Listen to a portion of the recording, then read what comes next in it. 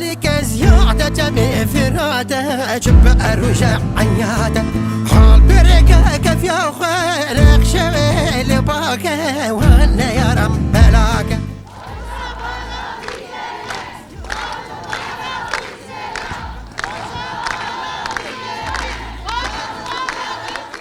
Rojava'da direnenler bizim kardeşlerimiz.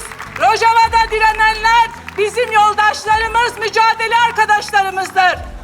Dolayısıyla Rojava'da yaşanan katliam, Ahmet'e yaşatılmaya çalışılan katliama eşittir.